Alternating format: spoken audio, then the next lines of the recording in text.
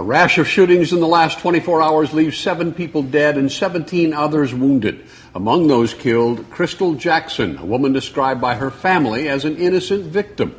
But Chicago Police Superintendent Jody Weiss says most of those who were killed had documented gang ties. And because of the code of silence, witnesses are not talking. ABC 7's Stacey Baca is here now with more on the shootings and what's being done to try and stop it. Stacey. Well, Cheryl and Ron, Mayor Daley and his top cop are pleading with citizens to really break that code of silence. And since witnesses are not cooperating, police have little or no information to pursue leads or even suspects. So at this point, no one is in custody for any of the killings. Tonight, we begin with a woman police say is apparently an innocent victim and not the intended target. 23-year-old Crystal Jackson is yet another victim of gun violence in Chicago. She was joyful to everybody. And what they did to my daughter, she didn't deserve it.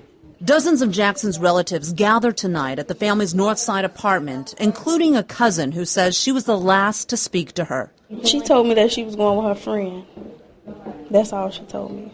And for her to tell me that, I didn't have to question it because she was always a smart girl. Her family says Jackson was shot around midnight at 59th and Wabash as she was leaving a restaurant. 2 men were also shot. They survived. Jackson is one of 7 people killed in Chicago during the last 24 hours. The mayor, a longtime advocate of gun control, was visibly upset when asked about the violence. Welcome to America. Americans kill each other every day. We kill each other. Not in Afghanistan, not in Iraq. Good old America. We manufacture the guns and we kill ourselves. We are not Chirac. We are Chicago. Police are asking witnesses to step forward. The people committing these violent acts are members of the community. They have family and friends who are fully aware of their activities. And residents are concerned. Kids that are 14, 15, they should be at home at a certain time. Parents are not involved in seeing what's going on. And innocent people are getting killed. So it's sad. As for Jackson's family, they want the gunman in custody. I just want the killer who done this to my sister. Well, Superintendent Weiss planned to be on the streets tonight, joining Chicago officers in those hot spots throughout the city. Next week, Weiss said that he will announce his so-called Summer Crimes Initiative. And Ron and Cheryl, that's basically his plan on how to deal with the violence, especially as summer approaches. All right, Stacey. Thank you. A staggering number of people shot in Chicago since Friday evening, more than 50 gunshot victims, including a 1-year-old girl. Hello, everyone. Thanks for joining us today. That shooting happened just after midnight near University Village on Chicago's near west side. And it caps a very, very violent weekend. At least 8 people killed in that violence. ABC 7's Jason Knowles joins us live from Stroger Hospital with more. Jason? Well, good morning. At least 50 people were shot in Chicago over the weekend. Several of them died, and many of the victims were taken here to Stroger Hospital. Also taken to Stroger Hospital, 4 victims at a cookout where there was a shooting. Also, a 1-year-old little girl was grazed by a bullet. Most residents at this housing complex on the city's near west side are too frightened to talk to us in fear of retaliation. Just after midnight this morning, 4 men in their early 30s were shot at a late-night Father's Day cookout. They are all being treated at Stroger Hospital. A 1-year-old baby girl was also hit by gunfire at the barbecue, but she was grazed by her neck and ear and is expected to recover. She was treated and released at UIC, according to authorities. Keith Slug and Aisha Rodriguez were also at the barbecue. They ducked when they heard shots. It's not as serious as they thought it was, though. But nevertheless, though, she was struck by gunfire, and that's unacceptable, man. All I could think is just get on my knees and pray to the Lord. At any time like that, I just call on that man above. I don't ask questions, I just pray. It was all part of an extremely violent weekend in Chicago, with reports of 50 people shot and 8 dead from Friday evening to early this morning. Many of them, police say, were gang-related. As for the Father's Day cookout turned shootout, witnesses say they don't know what the motive was, and they did not see who was even firing at them. Everything just happens so fast. I mean, it's just like you stand there mingling, then you hear shots. You don't look to see where it's coming from. You just look to get away from it. The one-year-old baby's father was reportedly one of the victims. He is also being treated at Stroger Hospital, and he has been listed in critical condition. Sylvia, right now, as far as that crime is concerned, there is no motive as far as police know, and nobody is in custody. We're live at Stroger Hospital. Jason Knowles, ABC 7 News. Back to you. Okay, thanks, Jason. A 16-year-old girl is in critical condition after being shot in the back. It happened last night in the 1200 block of East 78th Street. Police say there was some sort of argument that led to the shooting. A male suspect was seen running from the area, but no one has been arrested. It was an extraordinarily violent weekend in Chicago with 52 people shot between Friday night and early this morning. 8 of them were killed. Good evening, everyone. One of the people wounded in this spree of shootings, a 1-year-old girl. ABC 7's Evelyn Holmes is here now with more on this violent weekend in our city. Evelyn. Alan and Kathy, that 1-year-old girl has been treated and released from the hospital. The gun violence that harmed her is simply shocking, and so are the number of other people victimized this past weekend. The most recent, 2 teens found shot to death this morning on the south side. This is a parent's pain in the wake of gun violence. I know this is going to happen, though. When you hang with gangs, this is what happened. I mean, this is crazy. Charles Ibitoye's 17-year-old son, OJ, is among the 52 people who fell prey to gun violence over the weekend. On Sunday, Chicago police officials blame the majority of the high number of shootings on the violent and illegal activities of the city's numerous street gangs. It's an unfortunate weekend for the citizens of Chicago, but the police are doing their best to take care of it. Between Friday night and early Monday morning, at least 8 people were killed. Besides those homicides, more than 44 others were shot across the city of Chicago, including a 1-year-old baby who suffered a graze wound to her neck when gunfire from an unidentified shooter targeted friends and family attending a barbecue on the near West Side. It's not as serious as they thought it was, though. But nevertheless, though, she was struck by gunfire, and that's unacceptable, man. The effects of the especially violent weekend are clear here at Stroger Hospital, where emergency room doctors were kept busy Friday, Saturday, and Sunday, treating a dozen patients with gunshot wounds. We had a young girl come in that was shot in the back and will probably be paralyzed for the rest of her life. And while detectives continue to investigate the murders of O.J. Ibitoye and his friend, community activist Sheena London begs for the bloodshed to end, but fears as the summer just gets started, it won't. I ask people to take a pledge of commitment to saving the communities, families, getting back to the basics to save a youth. Just to put these shootings in perspective, in a city of 8 million people, New York City had only 7 homicides over the weekend. Chicago, with a population of just under 3 million, had 8. So come to whatever conclusion you want. Most folks just cannot figure out how to detect these when these spikes are going to come. Right. Before they become violent and how to stop them. Right. Well, and not only are the numbers stunning, but the circumstances of some of these, I mean, it's just beyond belief. Absolutely. Absolutely. So sad for the families. Thanks, Evelyn. We've been through a violent past few days here in our city of Chicago. Just last night, during a 6-hour period, 15 people were shot, including 6 Chicago public school students at 8 different locations across the city. ABC 7's Ravi Basewell joining us now live at police headquarters with how police are responding and also how this is impacting communities. Ravi? Well, Alan, the Chicago Police Department right now declined an on-camera interview on this today. They did say, of course, that they are aware that the weather changes do present challenges for policing, but that's pretty much all that they had to say. And to that end, the list that you just mentioned right there, you can add 2 more shooting victims after 2 young men were shot on the 7800 block of South Sangamon this afternoon, right around the corner from St. Sabina Church. That, of course, is the home of the well-known clergyman, Father Michael Pfleger, and we were at his church when he got the news. We can't have enough police officers or National Guard in every block. So the communities have to say, enough. Enough of the shooting, enough of the killing. The community activist and anti-violence crusader thinks gunplay has gotten to a whole new level in Chicago. When we decide as a community to say no more, and we're going to turn you in, you will not be able to shoot and go back home and have McDonald's. When that mentality strikes up and that empowerment strikes up, we're going to see a stop to it. But that seems like a world away from what has happened in the last 24 hours or so.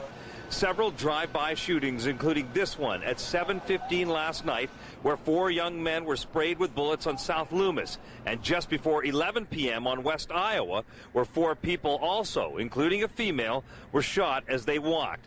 That's in addition to the 2 shot this afternoon right near St. Sabina. More people are out on the streets, for one. A lot of people get into petty conflicts once again, and they just don't know how to really deal with it without shooting somebody or trying to work the situation out. Nobody wants to lose face. The Perkins family is lamenting such senseless violence. It claimed 28-year-old Jason Perkins on Wednesday afternoon, beat up and shot to death by unidentified thugs for apparently no reason. We, as a community, need to root out these people, this cancer that's in our community. I mean, if we just sit by and don't say anything when things like this happen, I mean, what can you say?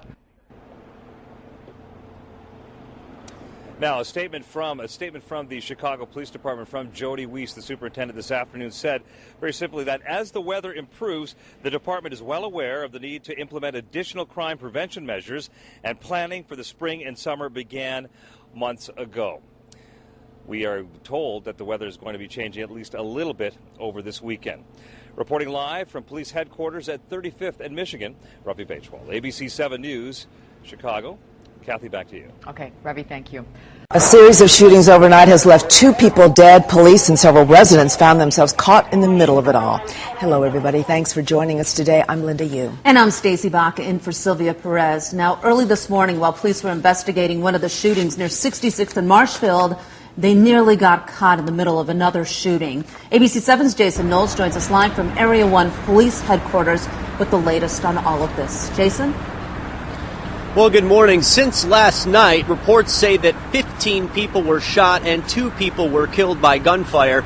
Now, much of that violence did happen in Chicago's Englewood neighborhood, and that is also where a shooting and chaos were all caught on tape. Where's that coming from? You got shots fired over there. You can hear the calls for help and the gunfire as witnesses and police take cover near Marshfield and 66th in the Englewood neighborhood around 1 a.m. Police were already here responding to a shooting where 4 men were injured and taken to hospitals in serious to critical condition. Then this, another shooting nearby, which injured 2 more people. A woman was grazed by a bullet and a man hospitalized in stable condition. Without showing his face, out of fear, the unnamed man behind this door who lives in front of the shooting scene says he saw injured bodies in his front yard. I'm afraid. I'm afraid for my kids, man. I go to work every day out here and coming back and forth, I'm afraid for my safety. Just before the shootouts, about a block away, 30-year-old Brian Moore from the Chatham neighborhood was murdered here on the 6400 block of South Paulina in Englewood. Neighbors say they believe there was a dispute over people from different neighborhoods attending a block party. It happens, block party. It don't have to be this particular block. Anyway, they got a block party, it's going to be some kind of chaos or something. Somebody's going to probably get into it. I won't necessarily call it no gang stuff, but, they're going to get into it some one way or the other. Community activist Andrew Holmes from his group No Guns, No Violence passed out flyers in the neighborhood today, hoping people will give detectives tips about the suspected shooters. It's a warm night, and I'm not going to blame it on the weather. I'm going to blame it on the individual. And we need to just try and keep these guns off the streets, and we need more men, women, uncles, nephews to stand up and talk to their young adults, old adults, asking them to keep these guns out their hands. Area 1 detectives say that they do not have any suspects, although video of that shooting did show someone being cuffed.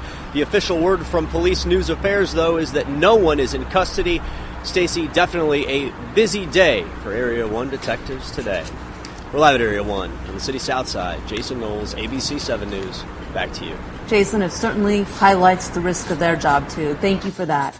And Chicago police are investigating a deadly shooting in the Bronzeville neighborhood, just a couple blocks from police headquarters. A man was shot and killed near 38th and Michigan late last night. Police have not yet released the identity of the victim, and no arrests have been made. Police duck for cover in dramatic video in a night of violence in Chicago. At least 16 people were shot in a series of shootings. 2 of them were killed. Good evening, everybody. There were at least 7 separate shootings over 2 hours last night. 2 of them took place near 66th and Marshfield. Police Superintendent Jody Weiss went to the area today to discuss the shootings, and while he was there, gunshots rang out again just a few blocks away. ABC 7's Paul Mikey joins us with more on this. Paul? With the arrival of warm weather, typically there is an increase in gun violence. That's been a long-held pattern, then it ebbs and flows, and it's usually driven by gang conflict. The cameras almost always arrive to catch the aftermath, but early today, photojournalist Ken Hersley caught something that the public does not often see. We will not wait to make the start of summer on the calendar before addressing the violence that comes with the warm weather head-on. About the time Police Superintendent Weiss was saying those words, another shooting was taking place about 4 blocks away. A 25-year-old man shot in the head and critically wounded in a drive-by. The latest in an outbreak of gun violence that in 50 hours has seen over 40 shootings citywide. None more brazen than what happened early this morning in the 6600 block of South Marshfield. 4 people shot, apparently as an extension of a gang conflict. Just as the wounded were being taken away by ambulance, a man started screaming obscenities and fired into a crowd. Where's that coming from? You got shots fired over here. At the 2 people were wounded, though their injuries were not serious. Photojournalist Ken Herslick, who's worked the streets for 14 years, caught the shooting on camera. I was amazed. I couldn't believe that somebody would have the audacity to do that, given the presence of the amount of police officers that were there at the time. I just couldn't believe it. That shooting took place in the presence of nearly 36 police officers, some of them heavily armed. The superintendent saying this afternoon that shooting and 2 earlier events appear to all be related. The investigative leads right now look very, very promising. So I'll leave it for that right now. I don't want to speak too much about the investigation, but we have very promising leads on the individuals who were engaged in last night's activities. There remains between many Englewood residents and police a gulf of mistrust, and no one has a good explanation for shootings so brazen. They don't care nowadays. They fed up. I guess they fed up. With everything? With each other. While imploring the community to help with information, police say that they are tweaking a number of long-held police strategies, the most notable of which, certainly the most visible, and we've seen it already here today, getting more uniformed officers on the streets in a saturation policy. Live in Englewood, Paul Meinke, ABC 7 News. Ron, Cheryl, back to you. Thanks, Paul. Violence erupts in Chicago, and police are mobilizing to try to contain it. More than 40 people have been shot in just over 2 days, and 4 of those people died. Police are worried that the shooters are getting bolder. Bullets flew on the city's south side last night, even though a group of more than 30 officers was nearby. ABC 7's Michelle Gallardo has been following the story. She joins us live from Area 1 Police Headquarters with the latest. Michelle? Cheryl, it's generally expected that when the temperatures go up, there's an uptick in gun violence, but the last 2 days around the city have been especially bad, including in the Englewood neighborhood, where it is believed that one fatal shooting led to at least 2 more incidents, including one that happened right in front of police, leading Superintendent Jody Weiss to describe the situation as totally unacceptable.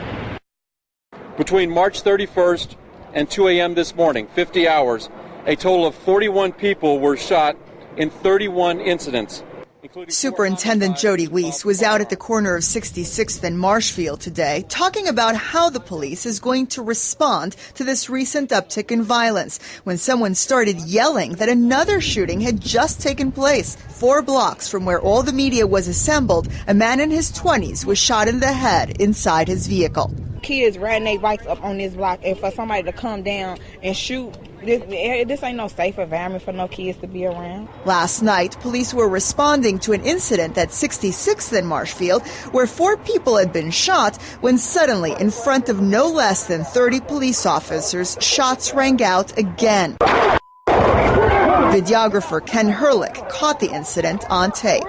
I was amazed. I couldn't believe that somebody would have the audacity to do that, given the presence of the amount of police officers that were there at the time. It shows a complete brazen lack of respect for authority. If someone is going to fire weapons in the vicinity of 36 officers, armed, in uniform. The question that I have to ask is, what will they do when we're not here? The shots, fired at random into the crowd, hit 2 people. Police say both incidents are related to another shooting that happened earlier in the day, and that they have 6 people of interest and some very promising leads. Residents, meanwhile, say that unfortunately, incidents like this, while tragic, are neither shocking nor surprising. A hot day, don't get too far from your house so you can run, really. And don't get too far from your kids. It's always going to be somebody want revenge. Now, at that press conference earlier in the day, Superintendent Weiss said that in order to deal with all of this uptick in violence, they're going to saturate what they call hotspots with more police officers. They also said that they're going to go after illegal parties with renewed force. They say that these kinds of parties often result in violence. Live at Area 1 Police Headquarters, I'm Michelle Gallardo, ABC 7 News. Cheryl, back to you. All right. Thank you, Michelle.